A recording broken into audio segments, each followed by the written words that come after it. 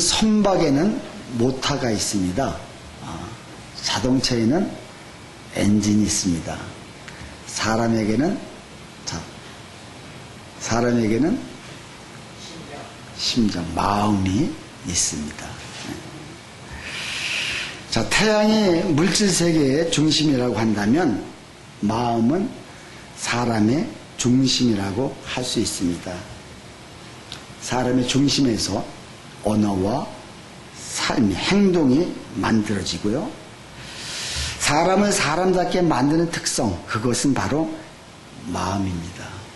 내가 마음을 어떻게 관리하고 어떻게 다스리냐에 따라서 우리가 정말 사람이 사람답게, 크리스찬이 크리스찬답게 살 수 있는 것은 바로 우리 마음에서 어떻게 시작되느냐가 중요합니다. 사람의 정체성은 그의 지위나 내용에서가 아니라 그 마음의 상태에서 찾을 수가 있습니다. 그러나 많은 사람들은 긍정적 요소와 부정적 요소가 혼재된 상태가 정상이라고 생각하기 때문에 자신의 마음을 원하는 방향으로 움직여 가기 위한 특별한 노력을 하지 않고 있다는 것입니다. 자, 자연인은 습관과 환경에 쉽게 지배가 됩니다. 우리가 마음을 정말 힘써서 애써서 우리가 다스리려고 하지 않는다면 우리의 마음속에는 온갖 부정적인 생각들로 다 들어와서 그 생각이, 그 마음이 결국은 우리 언어와 행동으로 다 연결됩니다. 자, 두려움, 삶 자체가 두려움이 있고요. 늘 살아가면서 불평하고 낙심하고 불법을 행하고요.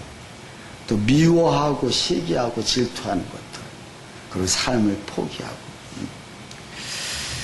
자, 이런 부정적인 것들을 쉽게 습관화되면 우리가 가는 그 길, 우리가 성공으로 가고자 하는 그 길을 이것들이 결국은 다 방해하고 막아버립니다.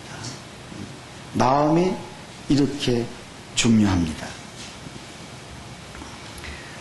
영국의 시인 사무엘 울만은 그의 청춘이라는 시에 청춘이란 인생의 어떤 기간이 아니라 마음가짐이다, 이렇게 이야기를 합니다. 자, 그는 이렇게 얘기합니다. 20세라도 비관에 빠져 살면 이미 늙은이가 되고요. 나이가 80이라 할지라도 그가 삶에서 희망을 본다면 여전히 젊은이다, 이렇게 이야기를 합니다. 즉, 젊었다는 것은 나이가 들었다는 것과 외형적인 생김새가 아닌 마음의 모양에 달려있다는 것입니다. 여러분, 지금 마음을 어떻게 관리하며 마음을 지금 어떻게 만들어 가고 계십니까? 이 여름에 정말 우리가 심신이 지치고 날씨는 이렇게 어제 보니까 막 35도 이상 막 올라가고 하더라고요. 이때일수록에 육신은 좀 힘들지 몰라도 우리가 이때일수록에 마음을 잘 지켜서 정말 어둠의 영적 세력에 이겨야 우리는 결국은 승리할 수 있습니다. 아멘? 아멘. 네. 사도 바울은 이 마음을 너무나 잘 지켰던 사람 중에 한 사람입니다. 우리 지난주에 설교 제목이 뭐였었죠? 하나님은 지키신다. 정말 그가 40명씩이나 그를 죽이려고 40명이나 아주 작정을 합니다. 한두 명이 아니고 내가 바울을 죽이지 않으면 절대 내가 먹지도 않겠다. 그래서 그를 죽이려고 할 때 하나님은 그를 지키었습니다. 사도 바울은 그걸 알았음에도 불구하고 절대 마음이 흔들리지 않았습니다. 그가 뭐 때문에? 하나님은 반드시 지키신다. 하나님은 그를 힘들 때마다 어려울 때마다 그에게 나타나셔서 너 마음을 담대히 하라. 네가 이 유대 땅에서 복음을 증거한 것처럼 네가 로마에서도 복음을 증거하리라. 그가 힘들 때, 진짜 어려울 때, 아플 때 주님은 그를 찾아오셔서 이런 약속을 해주셨고, 그 약속이 있었기 때문에 그는 마음 흔들지 않고 가도 끝없이 그를 계속 어려움 속으로 갈 수밖에 없는 그 상황을 그는 마음을 끝까지 지켰고, 그는 나는 양심을 다하여 하나님을 섬겼노라. 오늘 말씀에도 또 뭐라고 합니까? 16절에 나는 항상 양심의 꺼리낌이 없기를 힘쓰나이다. 양심의 꺼리낌이 없기를 힘쓴다. 힘쓰지 않으면은 양심적으로 살 수 없고요. 힘쓰지 않으면 내가 마음을 지킬 수 없기 때문에 이 양심을 지키기 위해서 나는 애쓰고 힘쓴다고 그런 이야기하고 있습니다. 자, 오늘 1절에 어떻게 시작합니까? 닷새 후에, 지금 하나님이 그를 지키셔서 그 200명, 200명, 70명, 도합 470명이 그를 보호하고 그를 가이사라로 호송이 됩니다. 왜? 그를 죽이려는 사람이 있었기 때문에 하나님은 그를 굉장히 하잖아요. 470명씩이나 그를 호위해서 가이사라로 점점 어디가 가까워지는 거예요? 로마가 가까워질 수 있도록 하나님이 가게 하시고 있다.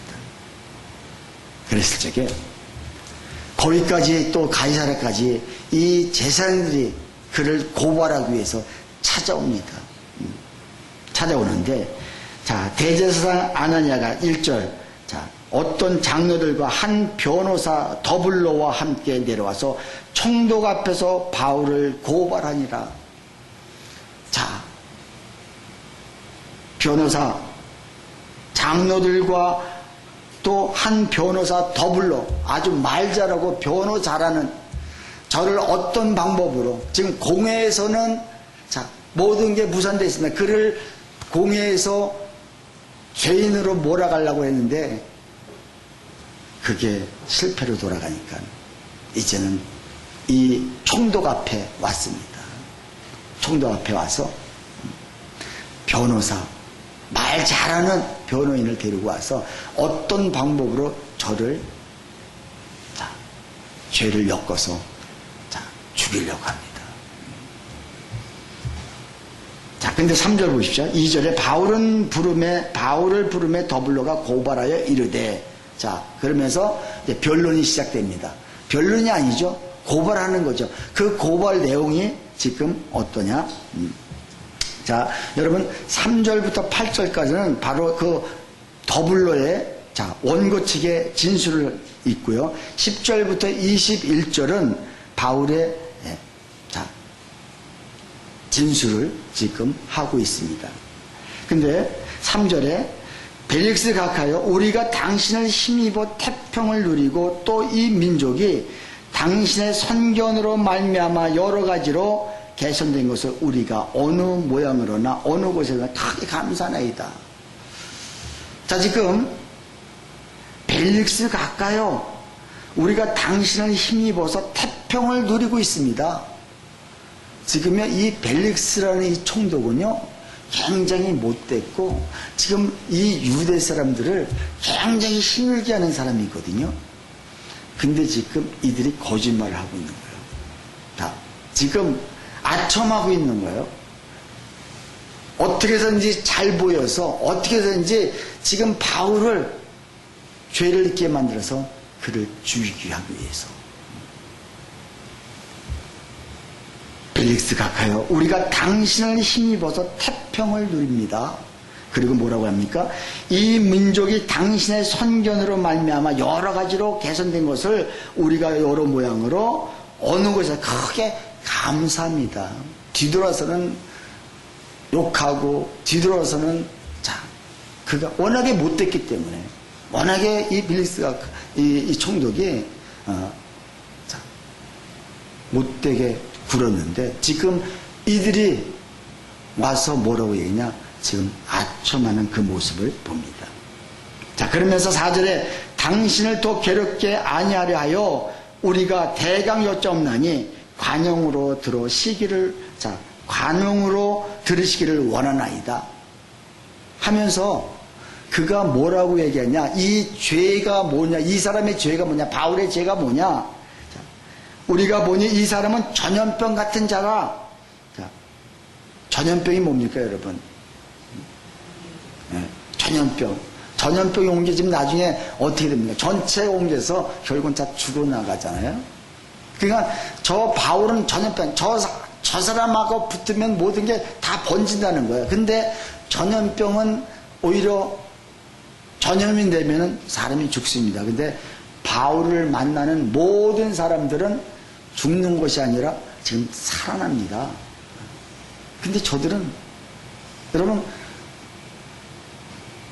자, 똥파리가 꽃의 향기를 맡으면서, 야, 이 향기는 참 안 좋다. 우리는 똥냄새 맡으러 가자. 이건 뽑아버려야 된다. 지금 이런 시인 거예요.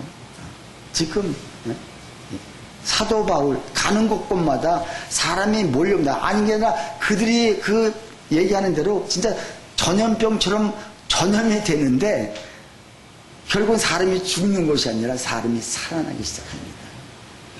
이게 영향력 아니겠습니까? 이게 주님을 믿는 사람들의 특징이 아니겠습니까? 오늘 우리의 삶 속에 정말 이런 영향력을 끼칠 수 있는 바울과 같은 그런 사람이 되어야 되겠다. 근데 이들이 지금 고발 내용은 저가 전염병 같은 자다. 그리고 천하에 흩어진 유대인을 다 소유하게 하는 자다. 흩어진 자를 다 소유하게 만들어서 이들이 선동해가지고 막 데모하게 하는 자라. 사실 사도 바울이 그렇지 않거든요. 자, 그러면서 또 그는 나사렛 이단의 우두머리다. 나사렛 예수라는 그 자의 우두머리다. 자, 이들은 지금 팩트, 사실 없이 그냥 그럴 것이다. 이 판단만 가지고 지금 고소를 하고 있는 거예요. 그러면서 벨릭스 그 총독에게 지금 어떻게 해요? 아첨하고 있는 이 모습. 6절에 그가 또 성전을 더럽게 하려 함으로 우리가 잡아싸우니 당신이 친히 그를 신문하시면 우리가 고발하는 이 모든 일을 알 수 있나이다. 자, 지금 유능한 변호사를 데리고 왔는데 고작 한다는 것이 팩트, 사실이 없는, 사실도 아닌 그걸 가지고 지금 이들을 고발하는 이 내용들. 여러분, 우리가 거짓이면, 우리가 진짜가 아닌 사람들은 말만, 사실도 없이 말만 무성할 수가 있습니다. 그러나 사도 바울의 그 고백은 그 자신을 자, 총독이 눈치채서 너도 일어나라. 끝나니까 너도 일어나서 너도 변호하라 했을 적에, 자, 10절에 당신이 열애전부터 이 민족의 재판장이 된 것을 내가 알고, 아까 접작에서 그 변호사는 뭐라고 얘기했습니까? 그를 아첨하고, 당신 때문에 너무 우리가 지금 너무 잘 살고 있다. 그러나 지금 사도 바울은 그런 거 다 하고, 당신이 자, 여러 해 전에 이 민족의 재판장이 된 것을 내가 알고 내 사건에 대해서 내가 기꺼이 기쁨으로 내가 변명하겠다 해가지고 그가 당당하게 이야기하는 것을 그 앞에 그 변호사와 이 사도 바울과 이야기하는 것을 한번 여러분 비교해 보십시오. 복음을 가진 자와 복음을 갖지 않은 자의 그 말이 어떻게 다른지. 11절에 당신이 아실 수 있는 바와 같이 내가 예루살렘에 예배로 올라간 지 내가 열흘밖에, 내가 이곳에 온 지 열흘밖에 안 됐다. 그러면서, 자, 그들은 내가 성전에 누구와 변론하는 것이나 회당 또는 시중에서 무리를 소동해 하는 것을 보지 못했다. 지금 저들이 얘기하는 것은 나를 소동케 하고 그 성전에서 막 소욕케 하고 한다고 하는데 저들이 이걸 보지도 못하고 지금 저렇게 얘기하는 것이다. 지금 당당하게 이야기합니다. 당신 앞에 자 내세울 것은 없나이다. 자, 그러나 이것을 당신에게 고백하리이다. 나는 14절 그들이 이단이라는 도를 따라, 자 그들이 지금 나를 이단이라는데 그 이단이라고 하는 그 예수님의 도, 하나님의 말씀, 그 말씀을 따라 도를 따라서 조상의 하나님을 섬기고 율법과 선지자들의 글을 기록된 것을 다 믿는다. 자, 그러면서요, 그가 사도 바울이 이렇게 지금 자기를 변호하면서 복음을 증거합니다. 부활을 얘기합니다. 15절에 그들이 기다리는 바 하나님께 향한 소망을 나도 가졌음. 자, 저들이 기다렸던 게 뭐예요? 저들이 지금 소망. 자, 바리새인들은 부활을 믿는다고 그랬거든요. 저들이 소망하는 그 부활, 그 소망을 나도 가졌으니 그 의인과 악인의 부활이 있으리랍니다. 이게 뭐예요? 의인도 죽어서 부활하고 악인도 죽어서 부활하는데 악인은 부활해서 지옥 가고 의인은 부활해서 천국 간다 이 얘기예요. 그러니까 나는 이거로 말미암아 나는 양심에 꺼리낌이 없기를 힘썼다. 왜? 이로 말미암아 부활이 있는데 내가 감히 어찌 양심에 꺼리끼는 일을 할 수 있겠느냐. 지금 자기를 변호하면서 은근슬쩍게 지금 복음, 진짜 부활을 증거하고 있는 바울의 이 모습 너무 대단하지 않습니까? 지금 저들은 말도 안 되는 핑계를 대지만 사도 바울은 당당하게 사실을 그대로 이야기하면서 지금 모든 사람에게 복음이 무엇인지, 진짜 부활이 무엇인지, 의인의 부활과 악인의 부활이 분명히 있는데 이 부활, 의인의 부활과 악인의 부활이 결국은 어떻게 되느냐, 이것을 지금 자연스럽게 그 총독 앞에서, 모든 사람이 듣는 앞에서 지금 복음을 증거하고 있는 이 모습. 여러분, 크리스찬이라면 우리가 무엇을 하든지 어디 있든지 내 마음속에 하나 복음, 예수 그리스도, 십자가에 돌아가신 예수, 그 부활하신 예수, 그분이 지금 우리를 위해서 주님 우편에서 우리를 다 중보하고 계신 예수, 그분이 다시 이 땅을 재림 심판하러 오시는 그 예수님을 늘 우리가 증거하는 자가 진정한 크리스찬이다. 자, 바울은 이것이 얼마나 감동입니까? 내가 지금 살아남기 위해서 변명하는 게 아니라 있는 사실을 그대로 얘기하면서 결국은 복음을 증거하고 있는 이 모습. 21절에도 뭐라고 합니까?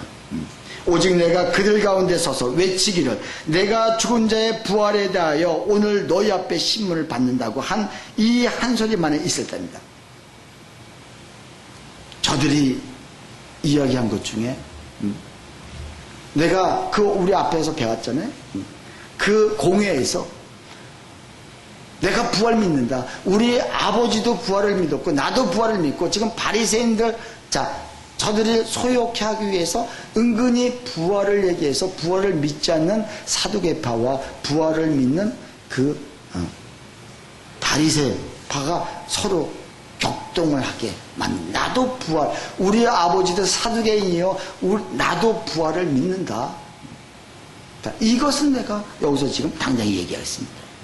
자, 이렇게 얘기를 했을 적에 벨릭스가 자, 이 재판을 지금 연기를 합니다. 천부장이 내려올 때까지 연기하노라. 그러면서 23절에 다 같이 23절 같이 읽습니다. 다 같이 시작. 백부장에게 명하여 바울을 지키되 자유를 주고 그의 친구들이 그를 돌보아 주는 것을 금하지 말라 하니라. 결국은 하나님이 또 이 지금 총독 앞에서 이 재판하는 여기서도 하나님이 그의 손을 들어주고 있는 이 모습. 내가 거짓이 아니라 당당할 때 하나님은 내 편이 되어주시는데, 자, 오늘 여기서 우리에게 주신 메시지, 우리에게 주신 정말 교훈이 무엇일까? 우리 오늘 설교 제목이 뭡니까? 설교 제목 함께 읽습니다. 말보다 삶이다. 말보다 삶이다. 여러분, 지금 저들은 말뿐인 거예요. 말뿐인 거예요. 삶이 전혀 없이, 그것도 지금 마음에 전부 거짓된 것이 있다 보니까는 나오는 말이 전부가 틀린 말만 하고 있잖아요. 근데 사도 바울은 이 말과 삶이 같이 가니까, 여러분, 우리가 정말 우리 크리스찬들이 항상 조심해야 될 것이, 말은 무성한데, 정말 잎은 무성한데, 우리가 혹시 삶의 열매가 없진 않은지, 정말 믿지 않는 그 사람들의 영혼들에게, 믿지 않는 사람들에게, 쟤는 말만 잘해, 어떻게 말만 저렇게 잘해, 이 소리가 아니라, 야, 쟤는, 저 사람은 어쩜 저렇게 삶이 확실할까? 삶의 산과 말이 어쩜 저렇게 같을까? 여러분, 이왕이면 우리가 이 소리를 들어야 되지 않겠습니까?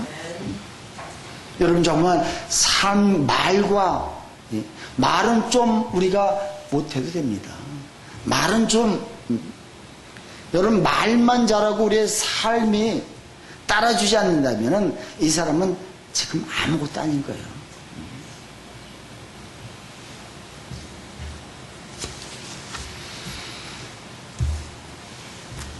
누가 봐도 바울이 옳다는 것을 지금 알 수가 있습니다. 대적들과 차이는 뭡니까? 그들은 말만 있고 삶이 없습니다. 바울은 삶이 있습니다. 그것을 담백하게, 사실적으로, 진실적으로 지금 표현을 하고 있습니다. 오늘날 우리가 정말 하나님 앞에서 정말 바르게 양심적으로 살려고 하고 있는지, 마음에 정말 내가 무엇을 담고 있느냐가 그 삶의 언어가 되고 그 삶의 행동이 됩니다. 내 마음에 헛된 것이 잔뜩 들어있다면, 내 마음에 정말 하나님 말씀이 아닌 다른 것으로 잔뜩 가지고 있다면 우리 삶은 말만 무성할 수밖에 없습니다. 그러나 정말 크리스찬들은 말이 아니라 뭐예요? 행동. 삶을 내가 지금 어떻게 살고 있는지. 빌보서 2장 3절 4절에 보면은요, 아무 일에든지 다툼이나 허영으로 하지 말고 오직 겸손한 마음으로 각각 자기보다 남을 낮게 여기고 각각 자기 일을 돌볼 뿐더러 또한 각각 다른 사람들의 일을 돌보아 나의 기쁨을 충만하게 하라. 자, 정말 우리가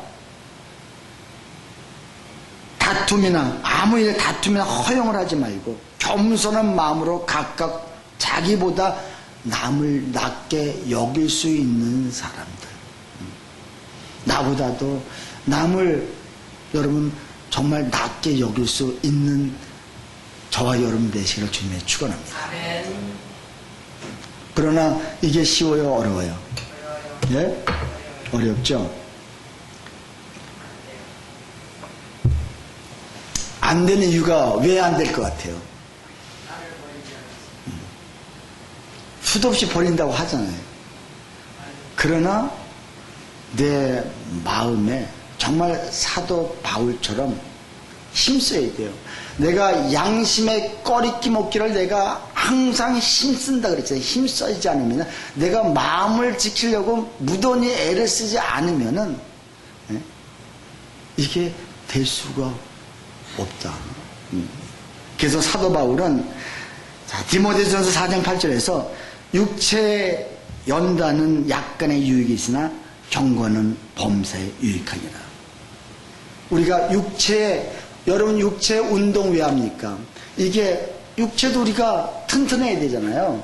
근데 이건 육체의 연습, 육체 운동하는 연습은 약간의 유익이 있다는 거예요. 그러나 우리가 더 힘써야 될 것은 마음, 경건. 마음에 힘쓰지 않으면 결국 우리는 쓰러질 수밖에 없다.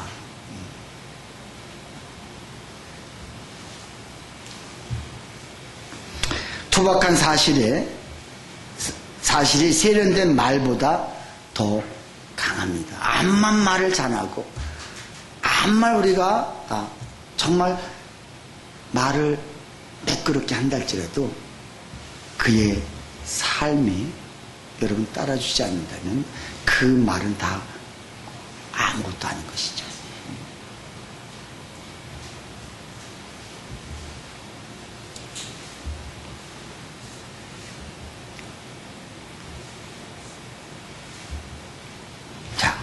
그렇다면 우리가 어떻게 이 사도 바울처럼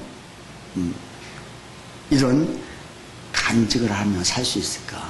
그가 정말 당당하게 담대하게 자기를 죽이려는 그 사람들이 그것까지 쫓아왔어도 하나 흔들림 없이 당당하게 그는 목표가 바로 어디예요? 로마. 비전이 있기 때문에 나는 로마까지 가야 하리라는 그 확신, 그게 하나님이 주신 비전이기 때문에 하나님이 그에게 너는 이 예루살렘에서 복음을 증거한 것처럼 로마에서까지도 증거해야 되리라 주님이 직접 말씀하셨을 적에 그는 감동이 됐습니다.